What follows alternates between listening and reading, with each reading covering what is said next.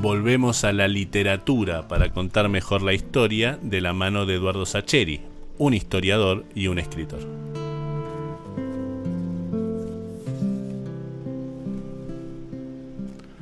Algunas historias son fáciles de contar, otras no, como si fuesen demasiado complejas, huidizas, inabarcables. La que en estas páginas me empeño en narrar pertenece a estas últimas. Como casi todas las historias, nace a partir de una única imagen, cargada de sentido. Esa imagen primera, esa que me subyuga al punto de querer contarla, es esta. En una tribuna baja, una tribuna de tablones de madera, en la que salteados aquí y allá, hay unos cuantos espectadores, un hombre mayor, un viejo, se pone de pie.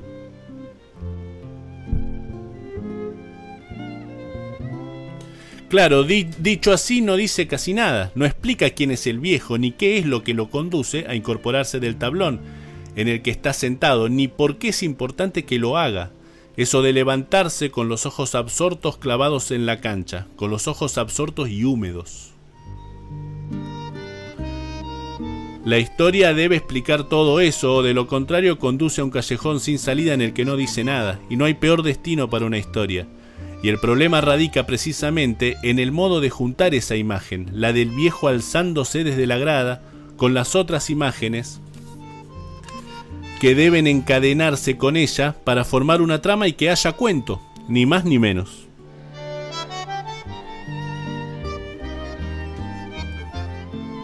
El primer obstáculo con el que me topo es decidir quién contará la historia, o sea, la dichosa cuestión de la voz del narrador. ¿Quién relatará los sucesos que conducen al viejo y a esa acción final del viejo? Podría contarlos el propio anciano, porque hay asuntos, algunos muy importantes, que le dan sentido a esta historia que solo él conoce. Pero el desenlace de la historia tiene que ver con el asombro, con la sorpresa infinita del viejo. Y entonces ese hombre no puede narrar su propio asombro, porque el asombro no le quedan bien las palabras. Casi me atrevería a decir que es al contrario. El asombro aparece cuando se retiran las palabras, como la marea o como el reflujo de una ola, que se retira y deja la arena lisa sin otra cosa que ella misma, sin nada más que la arena lisa.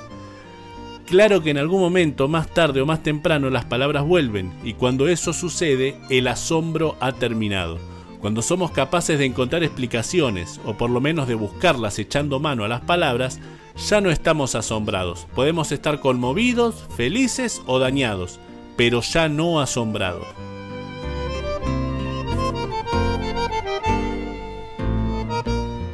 Por eso el viejo que se pone de pie en la tribuna, agreguemos que lo hace bajo un cielo gris, un cielo de siesta de sábado de mayo, aunque sabe, y porque sabe puede ponerle palabras a buena parte de la historia, no puede hacerse cargo del final, porque ese final lo deja sin palabras. Ninguno de los otros personajes sabe tanto de esta historia como el viejo, y si hay cosas que hasta el mismo viejo ignora, no me queda otra más que acudir a un narrador omnisciente, que como van las cosas vengo a ser yo mismo, metido a tal.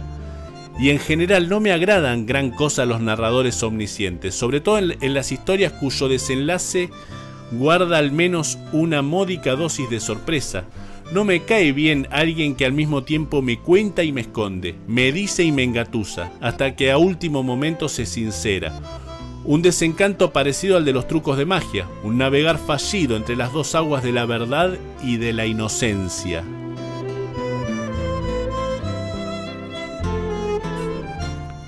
Otra cuestión espinosa es la del manejo de los tiempos. También con eso me encuentro en un apuro. Se supone que un cuento transcurre en un lapso no demasiado prolongado.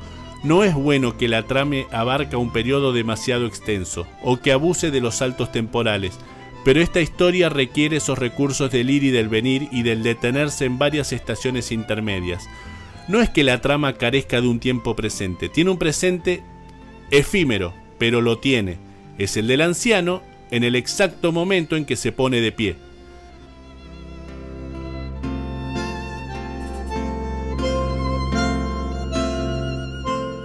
Pero son varios los pasados que le dan origen y sentido a ese breve presente. Si esos pasados no están, no tengo idea de cómo suplirlos, y si no puedo acudir a ellos, esto que estoy diciendo es cada vez menos un cuento y cada vez más otra cosa que en el fondo no sé lo que es. Con los personajes el aprieto no es tan grave, y si los cánones del cuento clásico establecen que los personajes deben ser pocos, esta historia acepta bien esa limitación. Los personajes principales son dos, el viejo en la tribuna y un muchacho que juega al fútbol al otro lado del alambrado. Hay varios ausentes, varios que han sido, pero que ya no son. Unos cuantos fantasmas que sueldan esos pasados dispersos, lejanos y cercanos, y necesarios a la trama, con el presente del sábado a la tarde en el momento en que el viejo se pone de pie.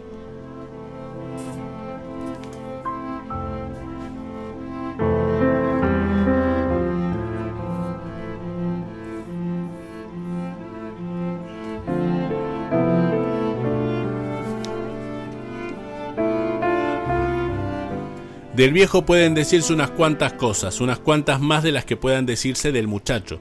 Por algo el viejo es el núcleo sobre el que debería descansar el relato. Si se me desanudan las manos y las ideas y consigo, a fin de cuentas, escribirlo. Él, el viejo, es el paño sobre el que se cruzan los hilos cosidos por diferentes destinos. Empecemos diciendo que el viejo ese, que escruta la cancha con el ceño fruncido, porque aunque está nublado se trata de un nublado claro y desvaído, de frío más que de lluvia, un nublado con reflejo de sol que le fatiga la vista, carga sobre sus hombros una historia dolorosa.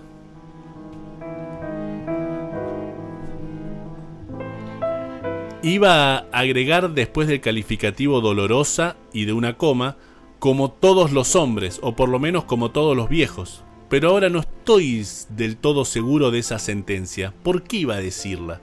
¿Por qué me arrepentí? Supongo que me resulta torpemente tranquilizador suponer que el dolor es algo que se reparte con criterio más o menos igualitario, y que cada ser humano se lleva una dosis más o menos equivalente, que unos sufren primero y que otros sufren después, pero que a fin de cuentas a todos nos corresponde sufrir más o menos lo mismo. Aunque sea una idea torpe, supongo que la prefiero porque su contraria es inquietante. Pensar que puede tocarnos sufrir mucho más que a nuestros semejantes, que puede tocarnos precisamente a nosotros, la peor parte en una distribución azarosa y desigual de tragedias, es un principio angustiante. Supongo que existen personas particularmente señaladas por el dolor, suena injusto, abusivo, a caprichoso, y debe ser así, salvo que alguien nos venga con la novedad de que el mundo es un sitio justo, equilibrado y ecuánime. De todos modos, mi divagación no hace al caso. Baste asentar aquí que este viejo, el de la historia, el que está sentado en el 20º tablón de una grada que en total tiene menos de 30, el que todavía ignora que terminará por ponerse súbitamente de pie, ha sufrido mucho.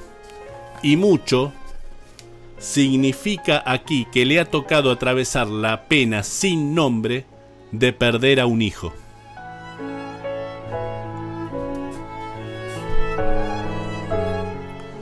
Muchos hombres viven y mueren sin que les ocurra eso. Este viejo no. Este viejo ha sido atravesado por ese dolor horrendo y particular, también por otros, pero fundamentalmente por ese.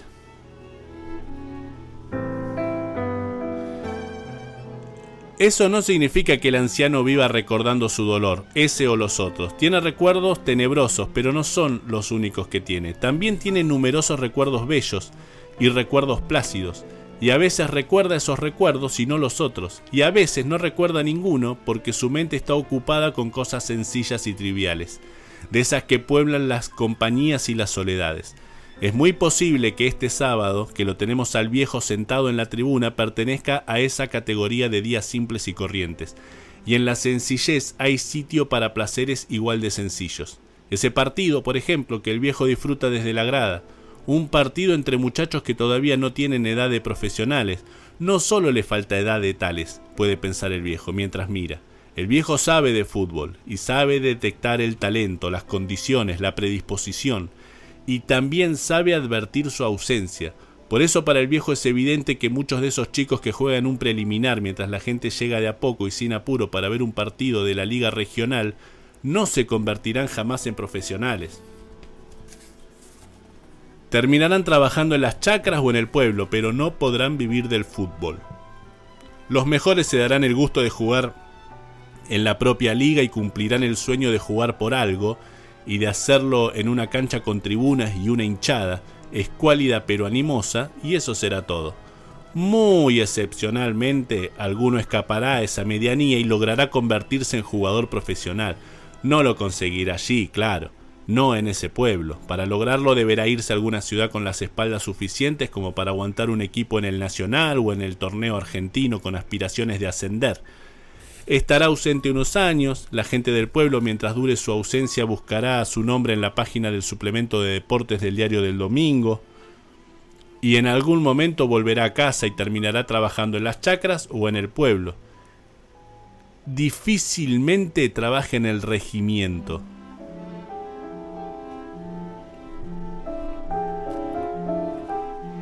Porque aunque lindero con el pueblo se encuentra el regimiento del ejército, es difícil que los dos, el pueblo y el regimiento, se mezclen demasiado. Es verdad que los del regimiento están, en cierto modo, dentro del pueblo, pero al mismo tiempo no. En algún sentido están adentro, pero en otro están afuera. Por empezar, porque a los militares que lo habitan los trasladan cada tanto y nunca dejan de ser un poco forasteros. Pero no es solo una cuestión de rotación de personal, ni es solo el alambrado que rodea el perímetro del cuartel, ni las garitas. Es algo que flota en el aire cuando están y cuando no. Cuando están presentes se los saluda con cortesía, aún con amabilidad, pero cuando no están, la cosa es diferente, como si el aire se moviese más. Por algo en el pueblo se refieren a ellos como los milicos, nunca delante de ellos, pero cuando no están, cuando acaban de irse de los lugares, sí. El viejo, desde donde está sentado, podría ver si quisiera el regimiento. Está un poco lejos, porque la cancha queda al oeste de la rotonda y del camino de acceso, y el cuartel está del otro lado de esa línea recta y gris del asfalto que viene de la ruta. Pero en las dimensiones de ese pueblo, lejos no lo es tanto. Por eso el viejo, si alzara la cabeza y aguzase la vista, vería las líneas grises y horizontales de los techos de las barracas, las manchas claras y regulares de las casas de los suboficiales, el verde del campo de tiro, la torre de agua. Podría ver todo eso, pero no lo hace, no le agrada mirar para ese lado. Si hubiese una tribuna que le diese la espalda a ese horizonte, probablemente el viejo la utilizaría. De todos modos no hay, y la que existe le da espaldas al oeste para que los espectadores no los moleste el sol de la tarde. El viejo podría quedarse junto al alambrado a la altura del césped, pero no lo hace. Antes sí, pero de eso hace muchos años. Ahora el viejo mira siempre desde la tribuna, y lo cierto es que allí, arriba el partido se ve mejor. Por eso está ahí arriba, mezclado con otros 20 o 30 espectadores. Los demás son familiares de los jugadores, por eso la tribuna está casi vacía. A la hora del partido principal la cosa será distinta. Este año el pueblo ha formado un equipo bastante bueno para el torneo regional y anda derecho, y por eso el público acompaña. Entre las piernas, el viejo tiene una botellita de agua y un envoltorio de papel con un sándwich de salame. Tiene pensado almorzar en el entretiempo de ese partido preliminar. Siempre lleva lo mismo. Le encanta el sabor del pan con el salame. Y el agua es para bajarlo. Aparte, el médico le dijo hace poco que tiene que tomar más líquido y el viejo es un paciente dócil y le hace caso. Una vez, cuando vivía en Santa Fe, un policía quiso sacarle la botella de agua en el acceso a la cancha de Colón. El viejo, que entonces era un poco menos viejo, se lo había quedado mirando sin comprender, y el otro le dijo algo de prohibir los proyectiles en la cancha, pero por suerte había intervenido otro policía que lo conocía y que le dijo al primero que lo dejara pasar, que con ese señor no pasaba nada. Eran los años en que por vivir lejos del pueblo había debido prescindir de esa cancha y esos partidos. Se las había rebuscado con Colón y con Unión, pero no era lo mismo. Al viejo le gustaba esa cancha, esos partidos, ese salame. Aunque últimamente las urgencias de orinar lo asaltaran de repente y lo obligasen a bajar de la tribuna 2 o 3 veces en un rato, maldita próstata. Menos mal que la tribuna era tan chica, porque podía ir y volver enseguida en la cancha de Unión o en la de Colón, hubiera sido un problema. También por eso, estar de vuelta en el pueblo es una suerte, porque para el viejo esos 10 años en Santa Fe han sido vivir en un exilio. Su mujer había insistido en irse después de lo del hito, y el viejo había aceptado. En realidad había dicho: quiero irme para siempre de este pueblo de mierda, y el viejo había respondido que sí.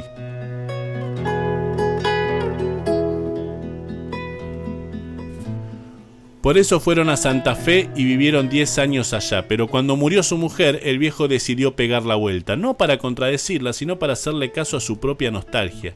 Además, no compartía el criterio de ella. Él no le echaba la culpa al pueblo por lo del hito. Lo del hito y Graciela, solía aclarar para sus adentros. Su mujer nunca la nombraba, el viejo sí, para adentro, pero la nombraba. Su mujer no, jamás pronunciaba su nombre. También a ella, a Graciela, le echaba la culpa de lo del hito, al pueblo y a Graciela. El viejo no, de lo contrario no habría vuelto. El viejo había dudado cuando murió su esposa acerca de dónde enterrarla. Se decidió por Santa Fe, aunque él hubiera preferido el cementerio del pueblo. No lo hizo porque temió que para ella significase una especie de traición. Lamentó no haberlo hablado a tiempo, aunque también pensó que es muy difícil hablar de ciertas cosas. Y en verdad con su mujer era difícil hablar de todas las cosas, como del hito y de Graciela, o del pueblo. Ella había preferido callar y odiar en silencio, y desde lejos. Por eso Santa Fe.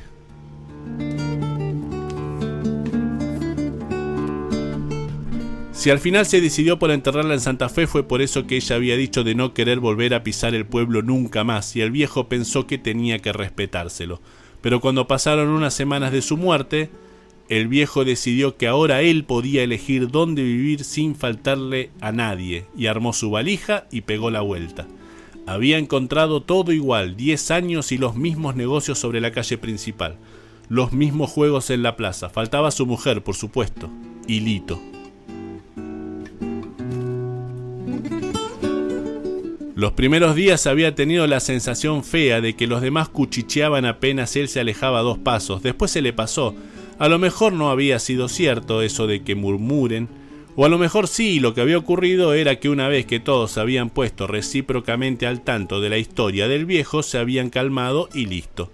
A veces termina siendo bueno que la gente se aburra. El viejo se había acomodado rápido en ese retorno al pago, y sus pocas rutinas simples lo habían ayudado. Unas compras diarias, el viaje quincenal a Santa Fe para visitar la tumba y emprolijarle los floreros y las flores. Al viejo le gusta hacer el viaje, le pone algo distinto a la semana y le lleva todo el día, y no lo entristece visitar el cementerio. Extraña mucho a su mujer, pero no es que la extrañe más de pie frente a la tumba que sentado en la galería de su casa a la hora del mate. Como con Lito, que lo extraña en cualquier momento y en cualquier lado. De todos modos no puede comparar, porque con Lito no tiene una tumba para ir a visitar, ni en el pueblo ni en otra parte. De Graciela tampoco hay tumba. Si hubiera, la visitaría. El viejo siente que le quedó trunca la curiosidad de conocerla. Ahora ya no puede. A Lito se le notaba cuánto la quería.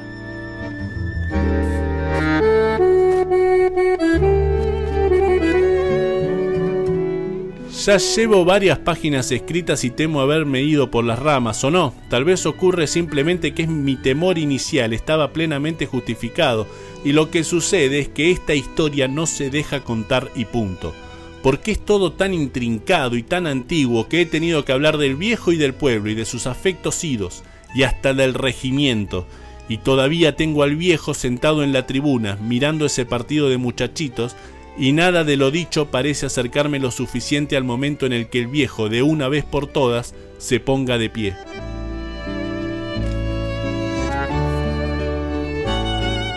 Y para peor no he dicho nada del muchacho, el muchacho que es uno de los 22 que juegan, uno de los 22 a los que el viejo mira desde la grada.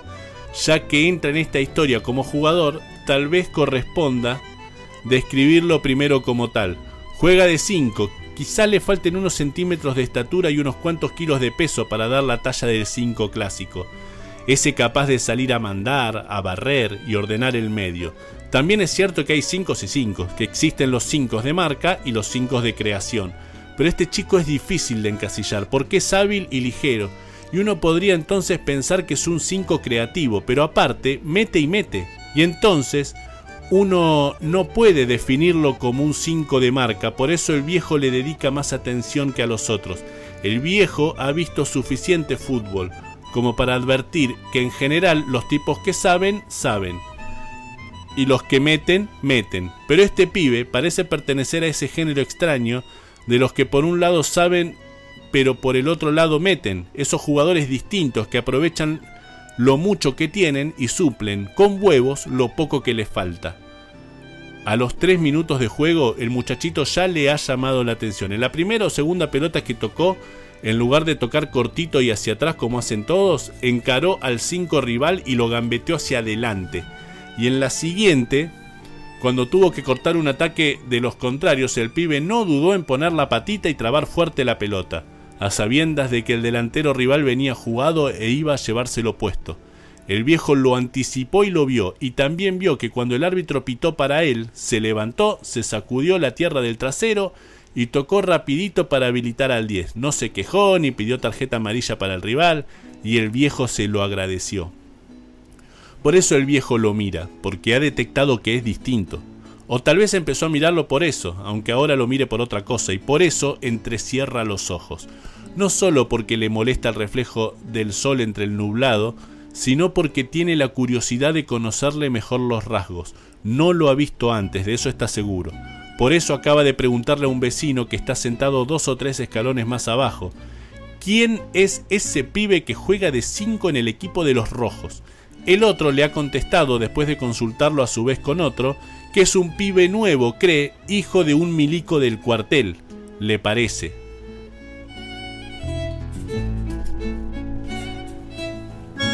Ahí está lo que decíamos antes. Como el viejo es oriundo del pueblo y sus interlocutores también, le han dicho que es hijo de uno de los milicos. Nada de suboficiales o de personal del regimiento. Eso es todo y es suficiente. No le dan otros datos porque no los tienen. Comentan, eso sí, que tiene pinta de crack y que no es común ver un jugador así con esa edad por esos pagos, y tienen razón, piensa el viejo. Pero hemos vuelto a desviarnos del eje del asunto. ¿De dónde ha salido esta conversación del viejo con sus vecinos de tribuna? De la descripción del muchacho, de la semblanza del jugador que es el muchacho. Habrá que describirlo también físicamente o decir algo de su historia, algo que justifique definitivamente su inclusión en el relato. Ya dijimos que es más bien menudo, también es ñato y tiene los ojos muy negros y el pelo largo y enrulado. Eso es raro de los pibes del cuartel, pero a veces pasa, aunque casi nunca. En su casa se lo dicen, lo del pelo, sobre todo ahora que viven de vuelta en las casitas de los suboficiales, esas que se ven si uno mira desde lo alto de la tribuna hacia el este. De vuelta, porque el muchacho es nacido ahí, aunque ha vivido lejos hasta hace un par de meses. Cosas de los destinos militares: 3 años en Corrientes, 6 en Campo de Mayo, 3 en La Pampa, 3 más de nuevo en Buenos Aires. Al pibe le han dicho que ese es su pueblo, que es nacido ahí, en el regimiento, y eso es verdad. Pero al pibe no le gusta demasiado vivir ahí, tal vez porque cada dos o tres lo molestan con eso de que se corte el pelo y le dicen que le queda mal. Tampoco es que lo tenga tan largo, piensa el muchacho, pero igual lo tienen frito en su casa con eso, que para entrar a la fuerza va a tener que cortárselo sí o sí, le dicen. Así que es mejor que se acostumbre. Pero él se pone furioso porque no quiere saber nada con ninguna de las dos cosas, ni con cortarse el pelo ni con entrar a la fuerza. El pibe quiere nada más que jugar al fútbol, jugar en serio. No se trata de que piense: quiero ser jugador profesional y ganar mucho dinero. Es difícil que un chico de 15 años piense las cosas así, con tantas palabras, con semejante profundidad de conceptos, suponiendo que ser profesional y ganar mucho dinero sean conceptos profundos, ¿no? El pibe simplemente sabe que los jugadores profesionales se pasan todos los días jugando a la pelota y él quiere eso para su propia vida, porque es lo que mejor hace y lo que más le gusta. Y además quiere dejar de andar de un lado para otro. Está bastante podrido con eso de cambiar de escuela y de barrio cada 2 por 3 y cambiar de amigos más que nada.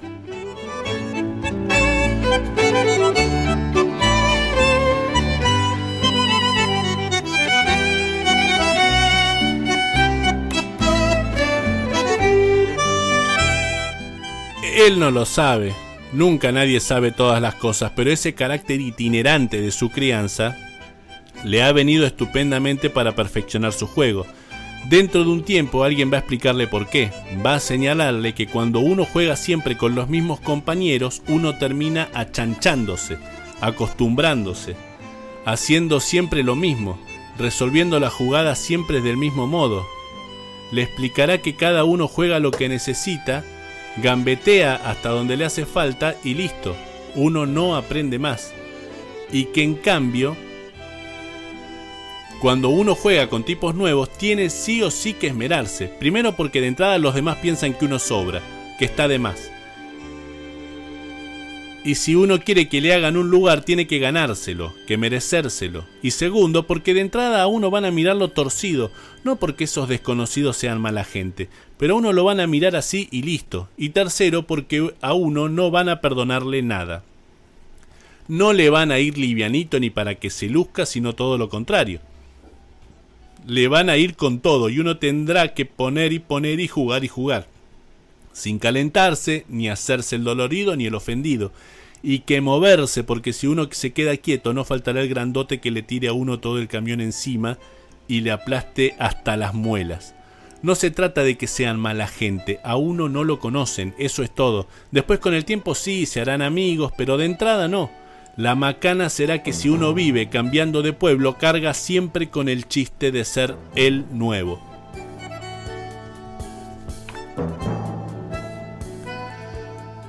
Esa tarde todavía el pibe no sabe nada de esto. Lo ha vivido, pero no lo sabe. No es lo mismo vivir las cosas que saberlas.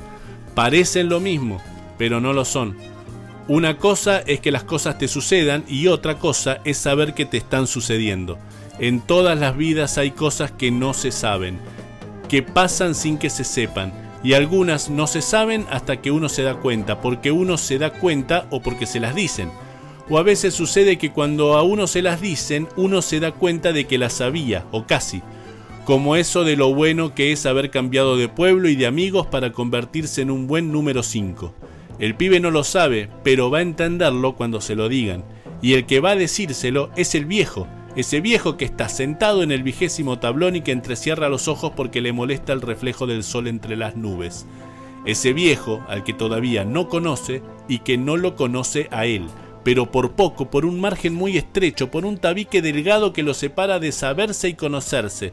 Y volvemos a recaer en el viejo.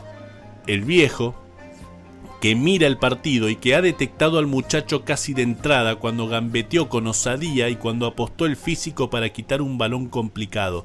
El viejo piensa que tiene talento. Ese chiquito, el 5, el de rulos, el que viene del cuartel y como dándole la razón, el pibe de camiseta roja baja con delicadeza una pelota que le han jugado demasiado larga y arma una bonita pared con el volante por derecha. Si el viejo fuese dado a la soberbia, podría ufanarse de la facilidad que tiene para entender el fútbol. Eso de advertir de un vistazo nomás, que el de Rulito sabe, pero el viejo es de esa gente que sabe sin necesidad de mostrar que sabe, o aún sin saber demasiado todo lo que sabe. Y eso no significa que el viejo sepa todo, de hecho, ignora cosas importantes. Tampoco para él, vivir es lo mismo que saber.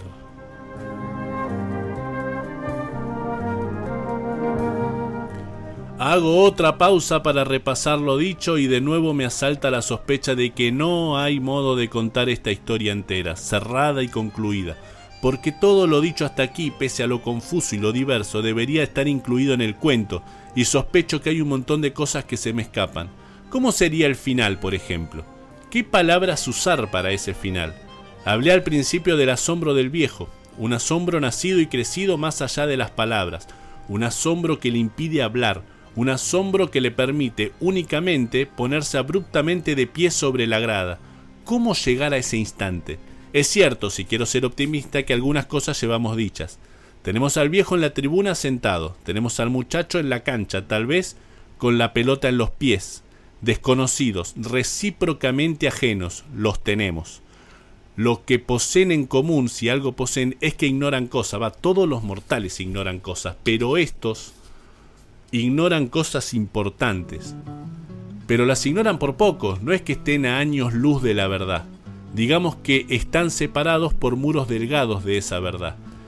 Y el muchacho tiene la pelota en los pies. El viejo lo mira y entiende que va a ser algo distinto. No va a revolearla sin ton ni son. No, el pibe no es de esos. El viejo está seguro y tiene razón. Cuando el rival más próximo se le viene encima, el pibe apoya la suela derecha sobre el balón y lo adelanta hacia el tipo que corre hacia él, tomando la precaución de no sacar el pie de la pelota. Y en el instante en que el otro adelante el pie para quitársela, el pibe de rulos retrocede y retrocede la pierna y con ella la pelota. ¡Ole! Se escucha desde algún punto cercano al alambrado. El marcador desairado gira la cabeza y endereza el cuerpo buscando al insolente. Lo encuentra sin dificultad porque el flaquito no se ha movido. El único cambio es que ahora la pelota descansa bajo el otro pie. El marcador no quiere dejarlo pensar. Calcula que no se atreverá a repetir la maniobra. Y por eso se le va encima con todo lo que tiene y los pies para adelante. El pibe, que lo sabe antes que suceda, le ha deslizado el balón por entre las piernas y con un saltito se libra de la embestida furiosa. ¡Ole! Vuelve a escucharse. Se oyen un par de risas en la tribuna, unos aplausos sueltos. Ahora parece que el pibe va a meter el cambio de frente porque mira hacia la posición del win izquierdo y señala al ángulo de la cancha como indicándole que corra hacia allí, que se la tira con un derechazo de 3 dedos. Pero no es lo que va a ocurrir. Y el único que lo sabe, además del pibe de rulos, es el viejo. Lo sabe o empieza a saberlo. Entre los que ignoran que va a suceder otra cosa, está el enfurecido marcador del pibe de rulos que acaba de juramentarse para sus adentros que ese flaquito de rulos no va a salirse con la suya. Y por eso lo embiste de atrás con toda rabia de que dispone y que es mucha. Este es el momento en que los músculos del viejo acaban de tensarse, todos los músculos del viejo. Y aunque sigue sentado, ya no entrecierra los ojos. Los tiene muy abiertos porque necesita ver lo que sigue. El viejo necesita determinar si lo que acaba de ver es una casualidad o no. Depende. Si el chico ahora, satisfecho con el doble caño que acaba de dibujar, se la pasa nomás al 11 que pica por la punta, si se la tira nomás como un propio brazo extendido, parece indicar que está a punto de hacer. Listo, se acabó, no era nada, simplemente el viejo acaba de presenciar una casualidad impresionante. Pero también puede pasar otra cosa. Puede ocurrir que el pibe no meta el cambio de frente con un zapatazo de 3 dedos. Puede que se quede ahí, de espaldas a su rival, con sonrisa de torero, esperando que el otro se componga y se le venga el humo, y entonces le tire un caño de espaldas y con pisada, y un breve giro del cuerpo para recoger el balón del otro lado, y ahora sí tirar el pelotazo. Pero si hace esto último, el viejo no podrá permanecer sentado, porque entonces querrá decir que las cosas no son como el viejo viene suponiendo que eran. Algunas sí, pero otras no, porque no es la primera vez que el viejo ve esa jugada. Esa misma, la pisada, el caño, el amague del paso largo y otro caño de espaldas con pisada. Hace años que la ha visto, 15 para ser exactos, pero no desde la tribuna, no desde el 20º tablón en el que está ahora, todavía sentado. Hace 15 años la vio desde el alambre porque Lito le decía que lo mirase desde ahí, desde el lateral, porque le gustaba tenerlo cerca para escucharle los consejos y el viejo le daba el gusto. Era bueno Lito, muy bueno. Lito también era distinto, como lo quería el viejo. No solo porque fuese capaz de meter ese triplete imposible, aunque también. Y el pibe de rulos sigue esperando. Claro, son solo unos segundos. Tardo mucho más en contarlo que en que suceda. ¿Cuánto puede tardar un marcador en ponerse de pie y volverse hecho una furia hacia el flaquito que acaba de humillarlo? Pero por otro lado, el tiempo es una experiencia subjetiva. 15 años puede ser una eternidad o un suspiro. 15 años. Según sepamos o no sepamos, el grosor del tabique que separa el saber del no saber lo que hemos vivido. y nuestra identidad y nuestra herencia pueden yacer encriptadas en un peculiar encadenamiento del ácido de nuestras células, pero también y al mismo tiempo manifestarse en el modo único y repetible de hilvanar 3 gambetas al hilo contra el mismo marcador y en la superficie de medio metro cuadrado de césped. Supongo que aquí se acaba esta historia, con el pibe de rulos nacido en el regimiento que toca la bola con una pisada hacia atrás, apenitas. Termina con el pibe de ojos renegridos quebrando la cintura para esquivar la locomotora enceguecida del rival que no puede evitar comerse el caño. Termina con el último ¡ole!, admirado de los 20 o 30 familiares regados por la tribuna. Termina con el viejo que ahora sí, enmudecido en su certeza, se pone de pie.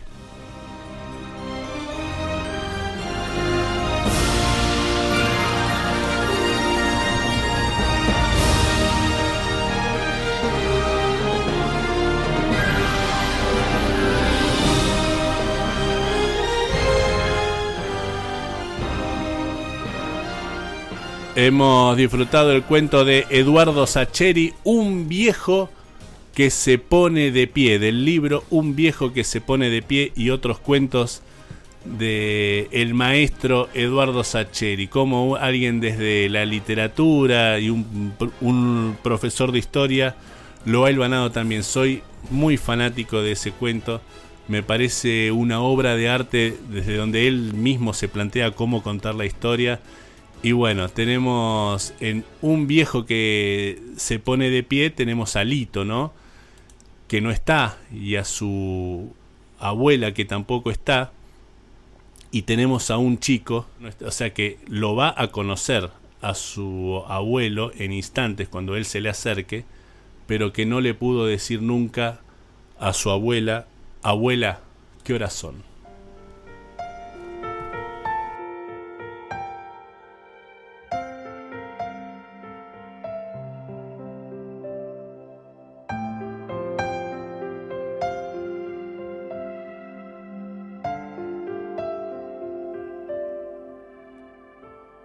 Me acuerdo que en mis épocas de escuela solo los grandes usaban reloj.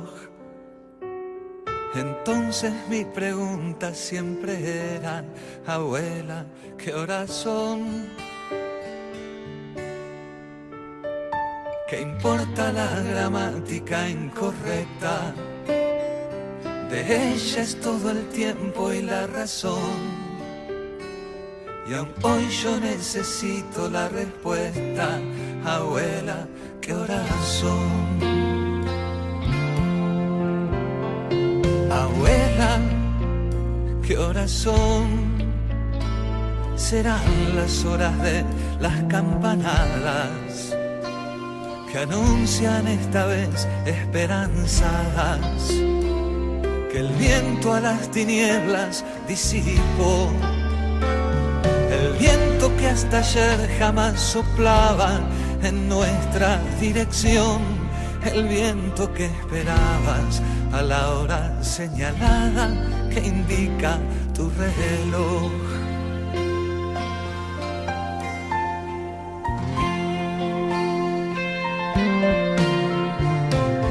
Victoria no sabía bien quién era y Juan ni se enteró dónde nació. Supieron preguntar y no a cualquiera: abuela, ¿qué horas son? Abuela, que me rima con Estela, Estela en italiano que es el sol. Abuela, iluminando mi vereda, abuela, corazón. Abuela, ¿qué horas son? Serán las horas de tejer los lazos que el odio separó en tantos pedazos, que solo puede remendar tu amor. Serán las horas nuevas del abrazo que el tiempo te negó, tanto tiempo buscando el máximo regalo que tu hijo te dejó.